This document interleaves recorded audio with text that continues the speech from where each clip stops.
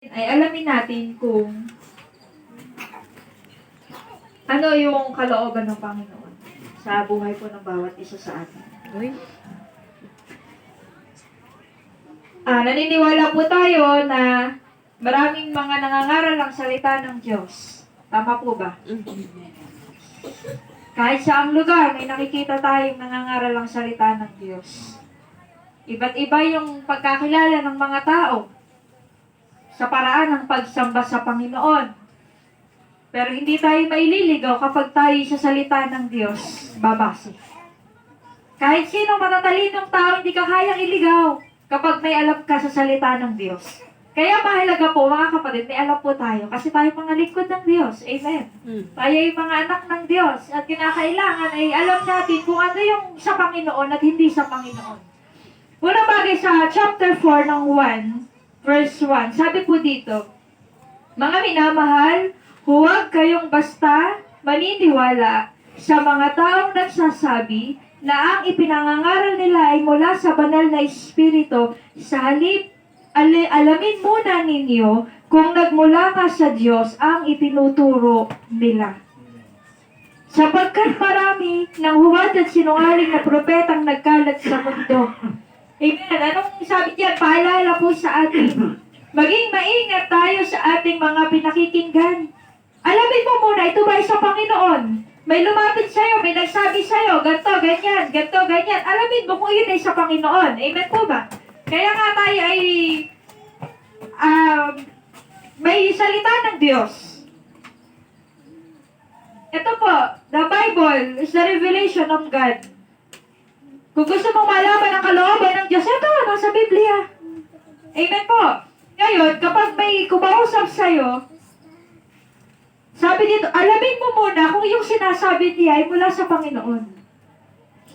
Kunin natin yung mga halimbawa. Halimbawa, ito na lang. Magbigay tayo ng halimbawa. Dito po sa chapter 3 ng 1 John. Dito lang po tayo. Verse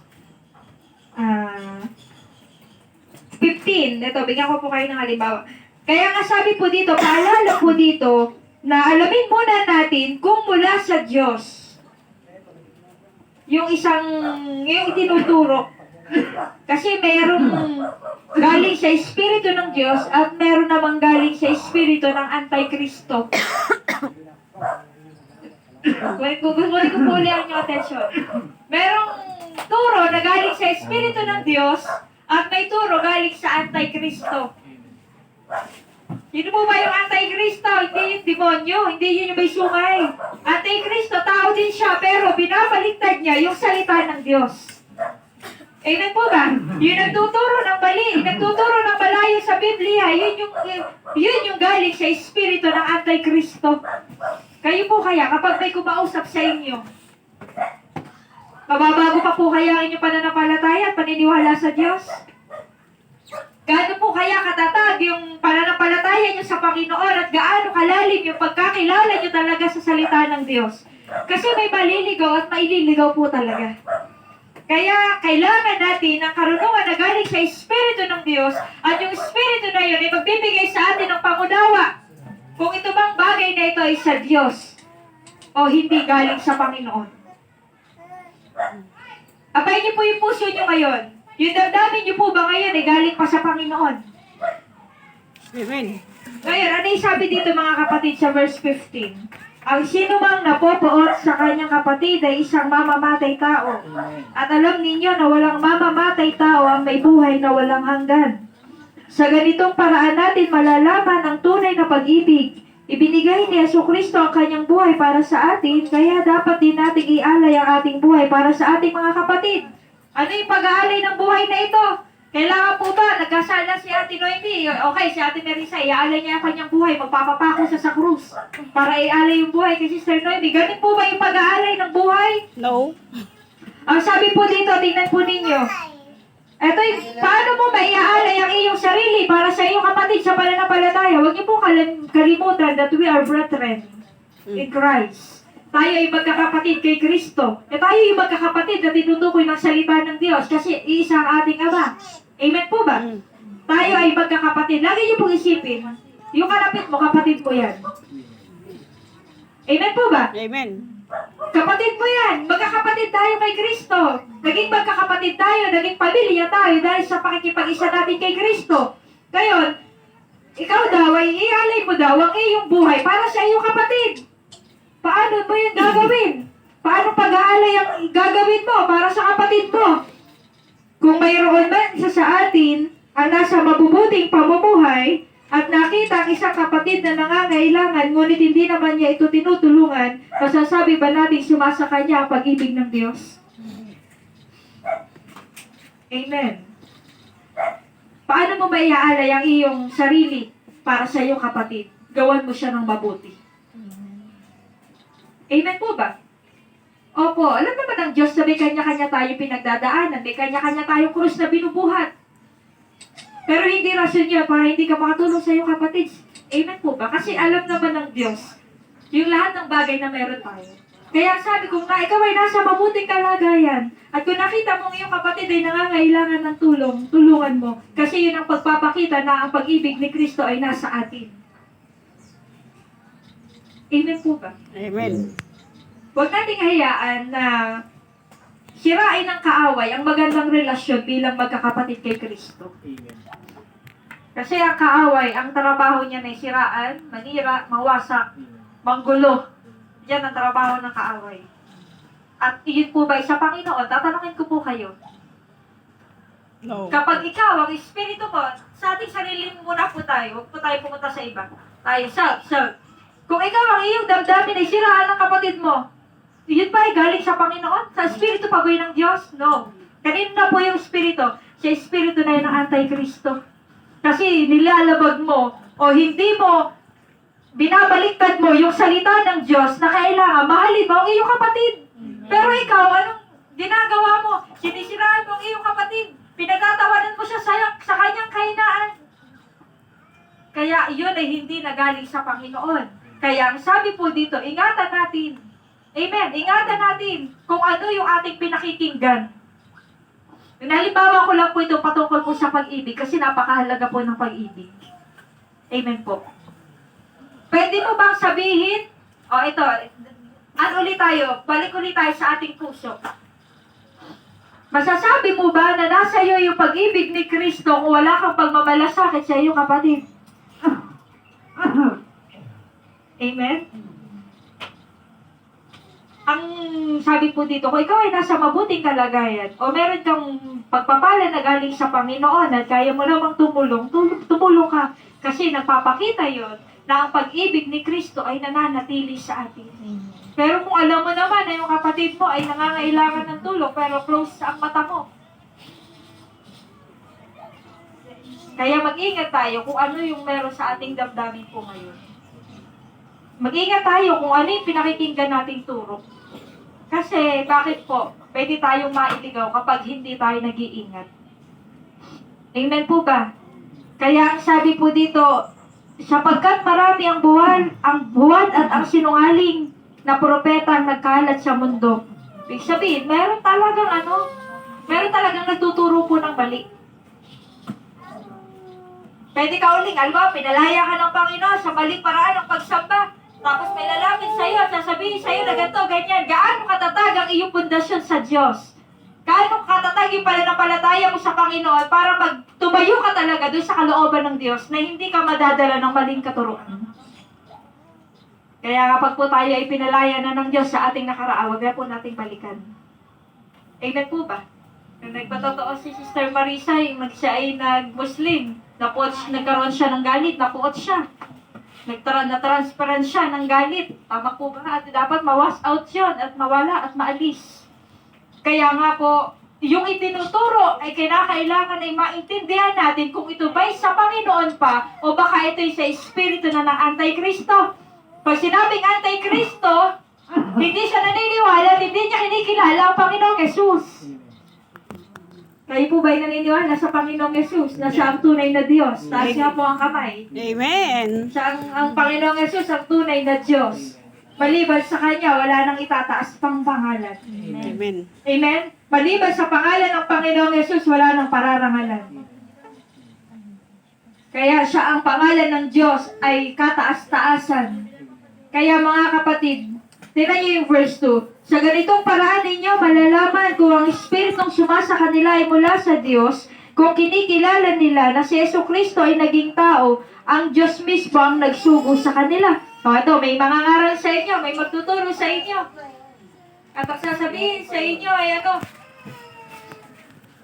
si Jesus ay hindi siya naging nagkatawang tao, hindi siya naging tao. Hindi na po yung turo na galing sa Diyos. Amen po ba? Kasi ang Panginoong Jesus ay nagkatawang tao. Amen. Ngayon, may magtuturo. Kasi si Jesus ay hindi siya Diyos, tao lang siya. Alamin mo yon. Kasi ang sabi po dito, kapag may nagtuturo sa atin, at ang Espiritu ay sumasa kanya ay mula sa Diyos, kikilalanin niya ang Panginoong Yesus. Pag hindi mo kinalala ang Panginoong Yesus na siya ay Diyos, ang Espiritu na nasa sa kanya ay sa Antikristo. Tingnan po tayo, Binibigyan tayo ng knowledge ng Holy Spirit kasi madaming mangyayari pa po. Kaya tingnan natin. Pag ang kausap mo ay may dalang Biblia at sinabi sa'yo na si Jesus ay tao lang, na si Jesus ay anghel, na si Jesus ay propeta lang, na si Jesus ay maliit lang, ang Espiritu nasa taong yun ay Antikristo kasi hindi niya kinikilala ang Panginoong Jesus. Kaya pag may nagtuturo, kahit may hawak na Biblia, huwag kayo magpapadaya. Amen po ba? Lahat naman ang ginagamit ay Biblia. Amen. Pero kinakailangan, alamin natin kung yung itinuturo niya ay galing sa Espiritu ng Diyos o galing sa Espiritu ng Antikristo. Ang hindi kumikilala na si Jesus ay naging tao ay hindi sinugo ng Diyos. Paano po yun? May nagdadala ng Biblia. Ito, hindi naman Diyos si Jesus. Siya ay tao lang. May dalawang Biblia. Babasahin ka pa ng talata. Ang tao daw na yun Iglesia. ay hindi sinugo ng Diyos. Be careful to what you listen. Kaya mahalaga na alam mo salita ng Diyos. Maging matalino po tayo sa Word of God. Huwag tayo maging mambang sa salita ng Diyos. Bakit po? Pwede po talaga tayo madaya. Sa katuruan. May magtuturo dyan. Tama, parang tama. Naiinganyo ka na. May mga verse pa talaga. Talagang eto nga yata. Sabi ng Biblia, alamin mo muna kung yung Espiritu na yun ay galing sa Espiritu ng Diyos o sa Espiritu ng Antikristo. Pero kung yung taong yun ay nagsasabi na si Jesus ay hindi Diyos, yan, malinaw po ito, tingnan niyo po ito. Kasi may mga ganang kumakalat na nagtuturo ng ganito. Kaya kailangan alam niyo po ito. Ano po? May sabi po dito ang hindi kumikilala na si Jesus ay naging tao, ay hindi isinugo ng Diyos, kundi ng Espiritu ng Antikristo. Narinig niyo na darating ng Antikristo at naririto na nga sa mundo. Hello po. Huwag nating antayin yung rapture para dumating ang Antikristo kasi ang Antikristo ay nandito na sa mundo. At yun yung mga taong hindi kumikilala sa kataas-taas ng Diyos. Walang iba kundi ang Panginoong Yesus. Amen. Ang Antikristo, sila yung hindi sila, tawag dito, ang mga Antikristo, hindi sila kumikilala sa Panginoong Yesus. Against sila sa katuruan ni Jesus. Kaya nga Antichrist. Sa akala natin yung Antikristo ay nakakatakot. Akala natin ay may sungay. Akala natin ay mahalimaw. Pero kung ikaw ay hindi kumikilala sa tunay na Diyos, ang Panginoong Yesus, hindi mo kinikilala ng buong puso mo, ang Espiritu mo hindi galing sa Espiritu ng Diyos. Kundi yan ay galing sa Espiritu ng Antikristo. Pag ang Espiritu mo ay Antikristo, hindi ka maniniwala sa Diyos. Mga kapatid, gusto ko pong kunin ang inyong atensyon sa salita po na ito. Ang hindi kumikilala na si Jesus ay naging tao, hindi sinugo ng Diyos. Ang Panginoong Jesus po ay nagkatawang tao. Means, iniwan niya yung kanyang pagka-Diyos at siya ay nagkatawang tao at siya ay naganyong alipin para sa ating mga kasalanan. Yun po ang Panginoong Jesus. Pero nung pagkatapos ng 3 araw ng kanyang kamatayan, siya ay muling nabuhay. He is risen from the dead. Pagkatapos ng 3 araw, ang Diyos ay muling nabuhay. At hindi na siya mamamatay kahit kailan dahil sa kanya nagbumula ang buhay. Praise God. Purihin ang ating Panginoong Yesus na ngayon ay pinararangalan ng mga libu-libong anghel sa kanan ng trono ng Diyos. Purihin ang pangalan ng Panginoong Yesus na anak ng Ama sapagkat siya ngayon ay pinararangalan dahil siya ay nagtagumpay sa sanlibutan. Hallelujah. Purihin ang Panginoon, ang Diyos ay mabuti. Amen. Dahil sa kanyang ginawa, nagkaroon ka ng pag-asa. Nagkaroon ka ng buhay na walang hanggan. Sa ginawa ng Panginoong Yesus, nagkaroon ka ng magandang kalagayan. Purihin ang kabutihan ng Panginoon. Amen. Kaya ang Diyos, nung siya ay namatay, ilang beses po namatay ang Diyos? Ilang beses po ang nakasulat sa Biblia? Isa lang, di ba po? Hindi taon-taon namamatay ang Diyos. Hindi taon-taon nakapako. Hindi taon-taon, kailangan mo magpapako, kailangan mo magpasakit ng katawan kasi sinasabi mo, bawal maglaro, bawal maglaba kasi patay ang Diyos. Isang espiritu ngayon ay galing sa Antichrist. Kasi hindi niya pinaniniwalaan na isang beses lang namatay si Jesus. Pagkatapos sa kamatayan ng Diyos ay muling nabuhay. 3 araw nabuhay ang Panginoon at ngayon siya ay pinararangalan na. Alam niyo po ba kung bakit kailangan magkatawang tao ng Diyos? Kasi hindi siya pwedeng mamatay kung hindi siya magkakatawang tao kasi siya ang pinagbumula ng buhay. Kailangan niya magkatawang tao para siya ay mamatay. Pwede naman ang Diyos, kaya naman po ng Panginoon na bumaba dito sa mundo na hindi na magkatawang tao. Kaya yun kasi siya ay Diyos. Pero ipinakita niya yun, yung pagiging mababa. Pinakita niya yung pag-ibig niya sa atin na inilagay niya kanyang sarili sa piroy mo, 9 months. Sa loob ng siya ng tao, si Mary, napakapalad ni Maria dahil siya ay ginawa ng pinili ng Diyos para may panganak ang Panginoong Yesus. Pinili, pero hindi pa piliin para sambahin, kundi piliin para maging ina ng Panginoong Yesus. Be careful to what you listen. Sumasamba tayo sa totoong Diyos. At huwag kang liliko, huwag kang dadaan sa kaliwa, huwag kang dadaan sa kanan. Dumaan ka patungo sa kalooban ng Panginoon kasi ang dulo noon ay buhay na walang hanggan. Kaya si Mary napakapalad. Maging sa henerasyon natin, sasabihin ang kanyang pangalan kasi pinagpala talaga si Maria sa lahat ng babae. Alam niyo na dito tayo dinadala ng Panginoon. Ang Panginoong si Maria ay nagbuntis. Nakita niyo yun, si Jesus, 9 months sa loob, pwede namang, ato na agad. Yung lahat na nagkasala, pwedeng patayin na lang ng Panginoon. Nagsasalita lang by His Word. Kasi nang dilikahang mundo, by His Word lang naman, di ba po? Wala namang ginawang magic ang Diyos eh. Hindi siya naglatid. Sinabi niya lang, magkaroon ng liwanag. Magkaroon ng liwanag. Magkaroon ng magkaroon ng araw. Lahat ng nilikha ng Diyos ay nilikha lang sa pamamagitan lang po ito ng salita. Yun ang tunay na Diyos. Buhay! Amen! Amen. Gusto ko po kunin ang inyong atensyon. Ang Diyos ay may kakayahang lumikha ng lahat ng bagay. At ikaw, nilikha ka ng Diyos. Amen. Thank you, Lord. Amen. Yung nakikita niya yan, punot. Pero yun yung napaka-perfect creation. Kung saan nilalagay ng Diyos ang dagat, kung saan nilalagay ng Diyos ang bundok, kung saan nilalagay ng Diyos ang lahat ng hayop. Buhay, lumilipad, gumagapang. Purihin ang Panginoon. That is God. Yun ang Diyos. Huwag tayo magpalinlang sa maling katuruan para ihalimbawa natin ang Diyos sa mga walang kwentang ginawa lang ng tao. Nasabi ko ito dahil ang nasa espiritu natin ay espiritu na galing sa espiritu ng Diyos. Pero kapag ang espiritu mo ay galing sa espiritu ng Antikristo, hindi ka maniniwala na yung mga ginawa ng tao ay walang kabuluhan. Pahalagahan mo pa rin siya. Kaya mga kapatid, tulungan tayo ng Panginoon kasi lahat tayo itinutuwid dahil mahal tayo lahat ng Diyos. Kaya ano yung nangyari? Nung si Maria ay nagbubuntis niya. Ano sabi ng mga tao? Sabi ni Maria, napuspos siya eh. Pati si Elizabeth, si John, di Baptist, napuspos si Elizabeth, si John. Nagagalaw bigla yung sanggol sa kanyang tiyan, nung nakita niya si Maria. Kasi kinikilala niya ni John na yung pabautismuhan niya, nasa loob ng tiyan ni Maria. Yun ang pangalan ng iyong Panginoong Yesus. Ano sabi ng Panginoon ni Maria? Buong puso akong nagpapasalamat sa aking Diyos at tagapagligtas. Kinilala niya ay nasa tiyan niya ay Diyos. Hello po. Gusto na ipakita ng Diyos sa inyo, lumaya na talaga kayo sa maling pagparaan ng pagsamba, maling paraan ng paniniwala. Kasi ang Diyos ay Diyos. Kung paano nilikha ng Diyos ang buong sanlibutan, gano'n siya kamangha-mangha.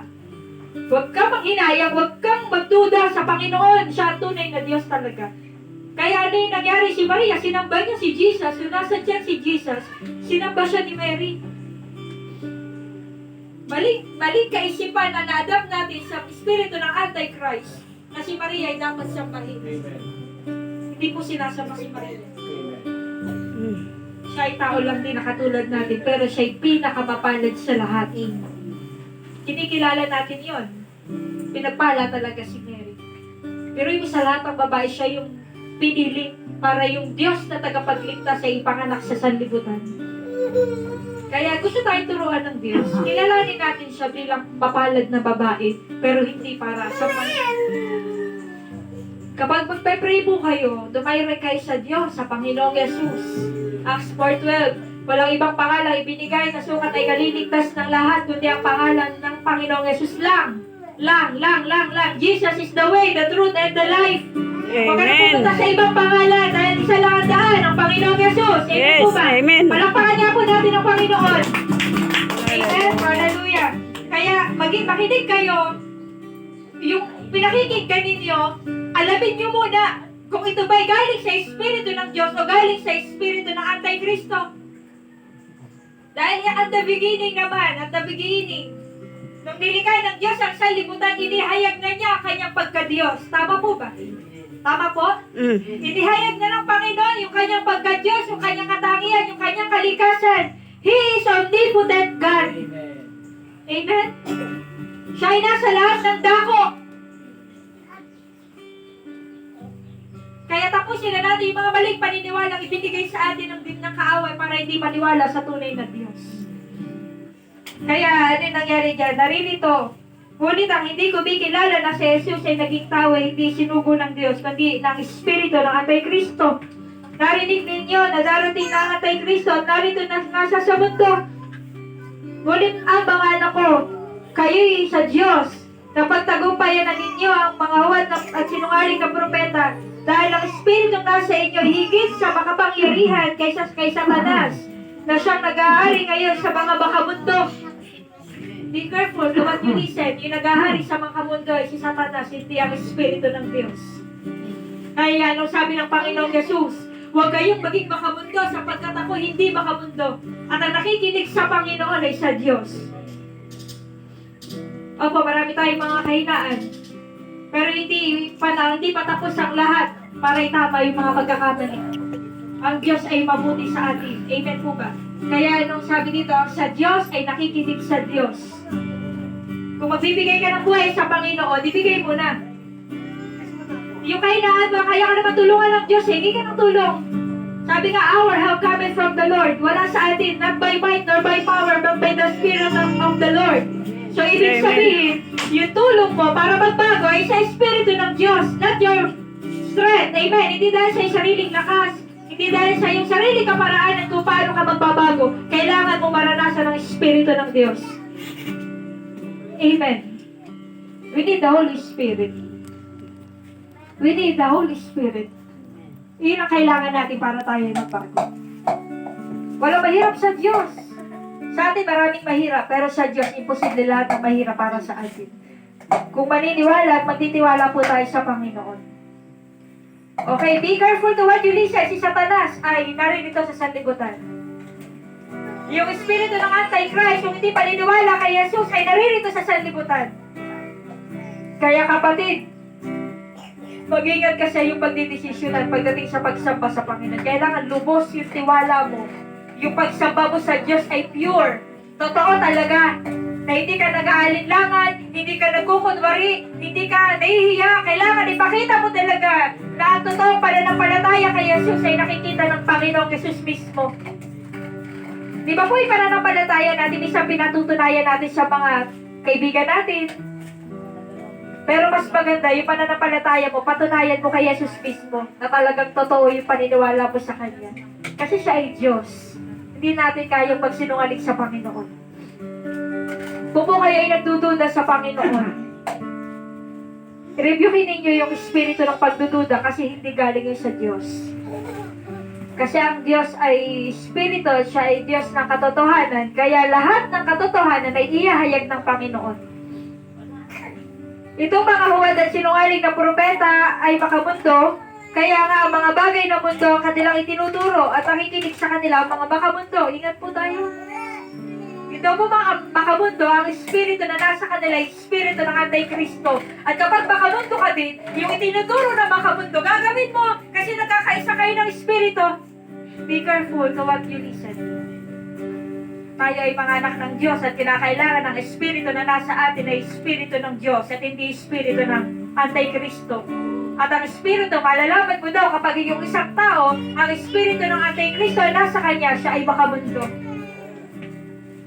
At kung may Antikristo sa labas at tinuruan ka, pag makamundo ka, magkakaisa kayo. Nakikita niyo po ba yun? Kasi ito malinaw po yung sinasabi po ng Biblia. Nakikinig sa kanila ang mga makamundo. Ngunit tayo naman ay sa Diyos. Tayo po ba ay sa Diyos? Amen. Sino po yung sa Diyos dito? Pray ng Panginoon. Pag nag-rapture, yung mga sa Diyos ay sa Diyos. Hindi pababayaan ng Panginoon. Hindi hahayaan ng Diyos yung 50 kilos ay bubaksak sa'yo kasi sa Diyos ka eh. Sino po ba yung magpapaulan ng ng 50 kilos na yelo? Sino po yun? Wala, hindi kaya ni Satanas yun. May limitasyon ang kapangyarihan ng demonyo pero hindi niya kayang taasan ang kapangyarihan ng ating Diyos. Sino po yung magpapabagsak ng yelo, 50 kilos? Ang Diyos. Ay kung sa Diyos ka, iingatan ka ng Diyos doon kasi siya ay magbibigay po noon. Magalakay sa Panginoon, mga kapatid, yung pananampalataya niyo sa Diyos ay patunayan niyo sa Panginoon. Last verse ko, tayo naman ay sa Diyos. Ang mga kumikilala sa Diyos ay nakikinig sa mga itinuturo natin. Pag sa Diyos, tinan niyo po, madali mo lang makita, ma-distinguish. Kung ang espiritu ng tao ito ay sa Diyos at ang espiritu ng tao ito ay sa Antikristo.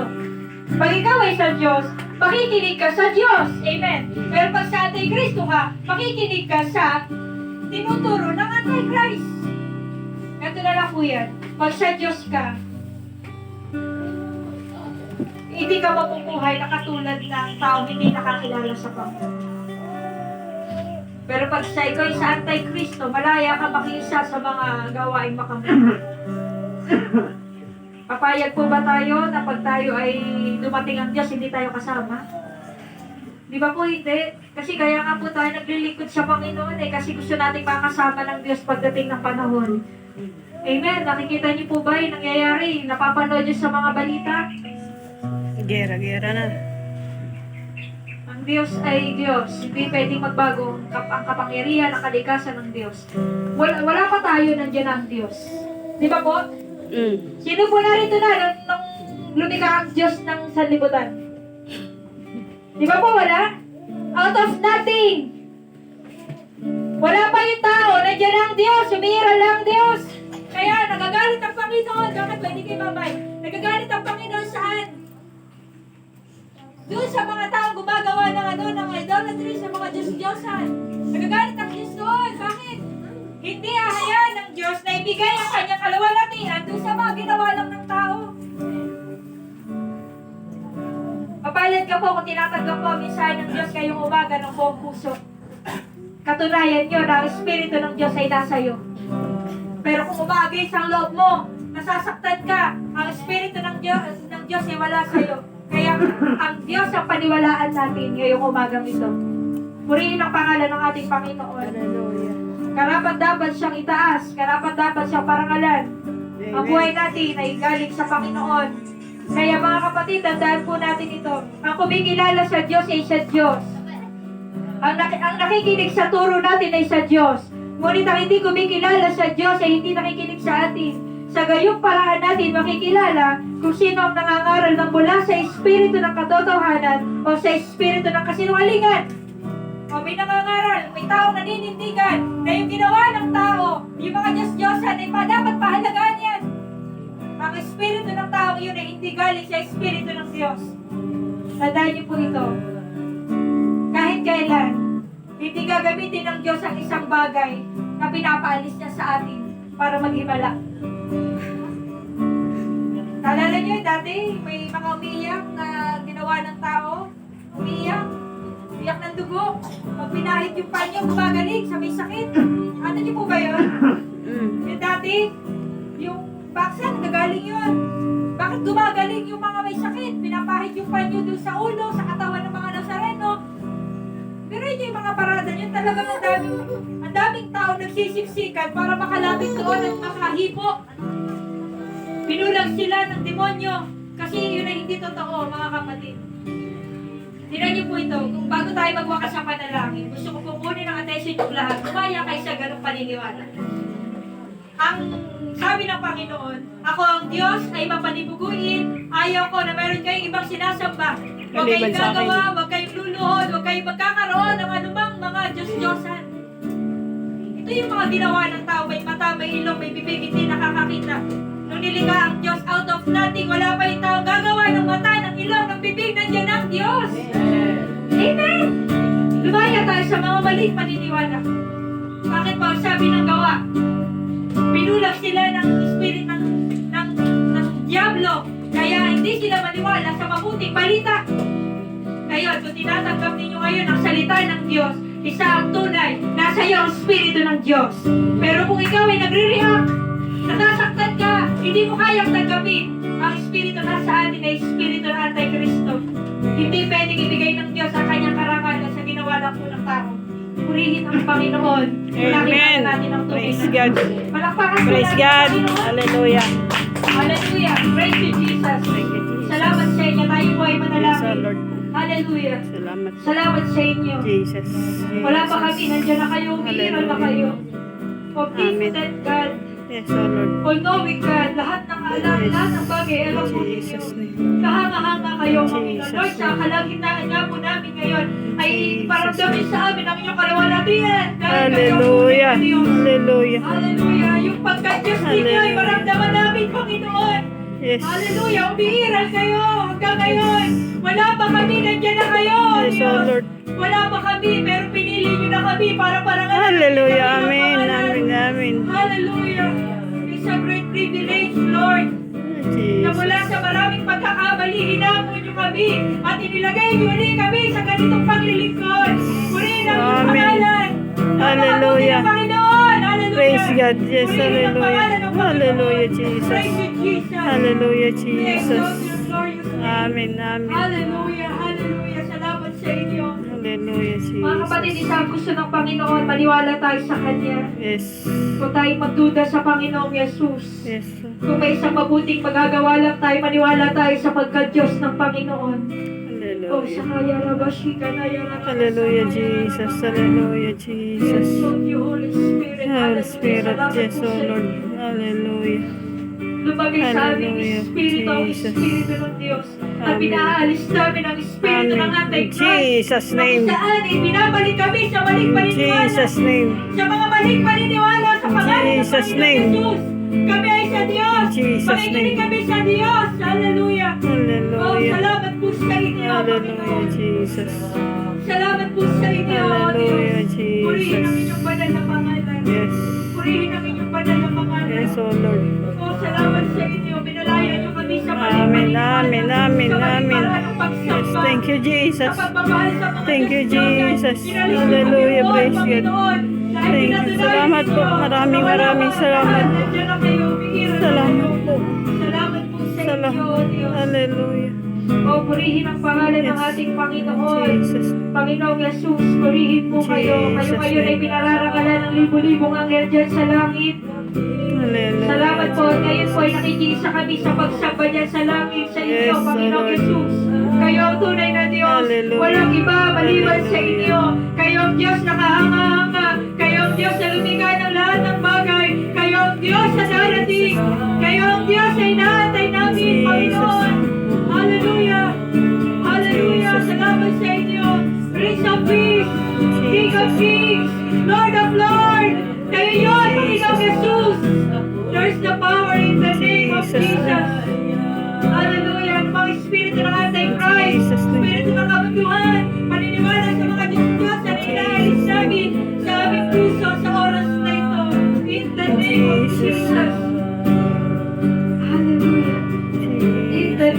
Jesus.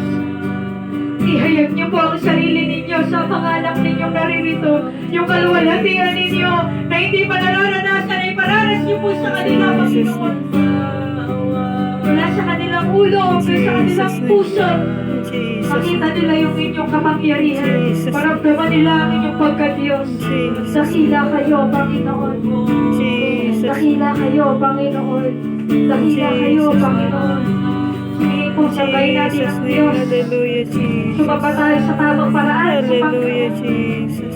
Sabahin natin ang Diyos sa tamang pagpupuri. Hallelujah. Sa tamang paraan ng pagkilala ng pagka-Diyos ng Panginoong Yesus. Jesus. Hallelujah. Mananalasan ang mga tao na may Diyos sa lugar na ito, Panginoon. Amen. Kaya kayo tunay na Diyos. Amen, amen, amen, amen. Amen. Yes, oh Lord. Hindi niyo pinaya kanyang pananampalataya. Yes.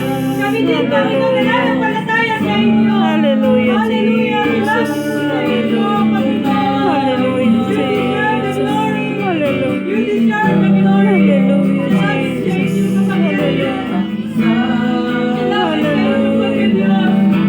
Ang Diyos po natin ay nagbabalasangin kung meron kayong gustong silingin. Pwede po kayo umili sa Panginoon. Hallelujah. Pamilya ko, Salamat sa Panginoon. Hindi po okay natin. kayo. Lumalapit kayo sa tunay na Diyos. At yung tunay na Diyos, hindi kayo pinapahiya. Hindi tiwala sa Kanya. Magkaroon sila ng panahon para sa iyo. Ipaulig ako kayo ng pagkakataong panalangin. Kung ano man ang gusto ninyo, humiling po kayo sa Lalo na po Panginoon. ang buong pamilya ko. Patawarin mo po sila sa kanilang nalagawa. Patawarin mo po sila sa kanyang mga nalagawa. Sa mga sinasalita niya. Tulungan mo. Gusto niyo po na Tulungan mo. subukin niyo ang pangyarihan ng ating Panginoon. Rebuke. Tulungan mo. Share sa kanya, Panginoon, ng tamang salita. Tamang paniniwala sa iyo, Panginoon. Hallelujah, Jesus. Hallelujah. Praise God. Yes, Jesus. Jesus. Jesus. Jesus. Jesus. Subukin niyo ang Diyos. Jesus. Malaki kayo ng faith ng Panginoon. Jesus. Wala po yung problema mo sa iyo, nandiyan na siya. Wala pa yung pabigatan mo, nandiyan na ang Diyos. Sabihin ko, Panginoon, namin, Panginoon. Patawarin mo po ako kung di ako nakapag-dates, Panginoon. Patawarin mo po kami nilang sila, Panginoon, sa pagsasama namin na hindi kasama. Patawarin mo po. Patawarin mo po. Patawarin mo po. Bigyan niyo po sila ng pag-asa. Hallelujah, Jesus. Napay po sila sa inyo. Hallelujah, Panginoon. Dahil kayo yung tunay na Diyos. Kayo yung nagpadala ng apoy, Panginoon. Hallelujah, Jesus. Hallelujah, Jesus. Hallelujah, Jesus. Hallelujah. Sabihin niyo po sa Panginoon. Ang Hallelujah, Diyos po ay nagbabalasakit sa atin. Hallelujah, Totoong Jesus. Diyos. Lumapit kayo sa Kanya. Siya ay totoo nagbabalasakit. Siya yung mahal sa inyong buhay. Pagpalain kayo ng Panginoon. Pwede kayo humilig sa Diyos. Hallelujah. Siya yung lumakas. Siya yung nakipala. Humingi kayo sa Panginoon. Hallelujah. Hindi ako nakakasot pa. Maramdaman nila ang pagbabago ko. Dahil sa pag-ibig mo, tulungan mo po ako at sisir ko sa Sertek. Ano dapat kong gawin para sa Sertek, Panginoon? Hallelujah, Jesus. Hallelujah, Jesus. Kundi dahil sa iyo, Panginoon, hindi ako mag-a-apply. Ayoko na po Tapos po babalik. kayo panalangin. Pero Pwede dahil sa kayo. dahil sa iyo, Taas kayo ng Panginoon, kamay sa Panginoon at sabihin salamat po sa katulong. sumusunod ako sa iyo. Sumusunod po ako. Sumusunod po ako sa plano mo, Diyos, Panginoon. magpatabang kayo sa presensya ng Panginoon. Salamat, Panginoon. Mahirap ang kayo sa sitwasyon, pero tumutugon kayo. Salamat, Panginoon. Hindi matatapos sa Diyos. Jesus, tulungan mo ako. Anong plano mo sa akin, Panginoon? Salamat kayo sa Panginoon. Salamat sa Diyos. Salamat po, Panginoon, nakilala mo kayo. Salamat po, ibinalik ko sa pag-ibig ko. Salamat po, Panginoon.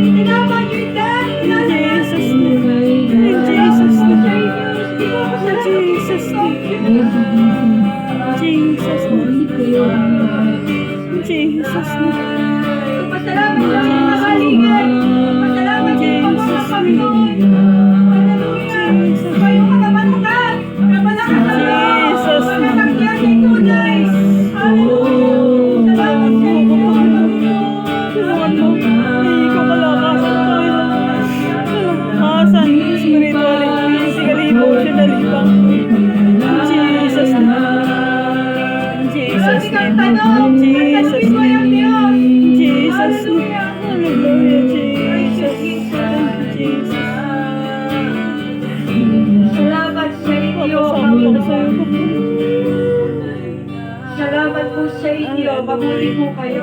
Hallelujah. Inaalalayan Praise niyo you, po Lord kami. Jesus. Pinapatatag niyo kami. Hallelujah. Kapag nasasaktan po kami, tinutulungan ninyo kami gumawa ng mabuti. Yung pong bagay na yun ay hindi namin kaya. Pero nakakaya namin dahil sa Espiritu ng Diyos. Yes, amen.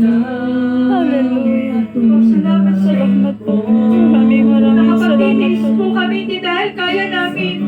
Kasi nasasaktan kami, tao lang kami. Pero nakapagtitiis kami dahil sa Espiritu ng Diyos. Thank you, Holy Spirit. Amen. Yung mga masasakit na salitang natatanggap namin, hindi namin kayang tiisin lahat yun dahil tao lang kami. Nakakaya namin dahil sa Espiritu ng Diyos. Hallelujah. Prince of Peace, Lord Hallelujah. of Lords. Hallelujah. Jesus. Yung po appreciate natin ang Hallelujah. Panginoon ng mga Hallelujah. Hallelujah. Hallelujah. Hindi po natin talaga kaya ang lahat. Dahil lamang po talaga sa Panginoon. Salamat po sa iyo. Salamat po. Maraming Salamat po sa inyo. Bago po tayo manalangin, awitin po natin ito siya na nagbigay ng bagong buhay. Ang kinig po natin yung buhay na yun. Bigay ng bagong buhay. Mga lalaki, mga babae ng Diyos, awitin nito sa Panginoon. Ng mga kasalanan, nilipot ang lahat ng aking nakaraan. Bagong pag-asa sa akin ay ang pag-asa ngayon ay si Jesus ay nasa puso mo na ngayon. Ipinakita sa akin ang kaniyang layunin. Ano daw po, mga anak ng Diyos? Ako'y magtatagumpay at gagawin. Saan man pumaroon. Saan man pumaroon. Siya'y sasama. Hindi po tayo iiwanan ng Diyos na mag-isa. Ito po, para alam natin ang tunay na Diyos. Tunay na dakila.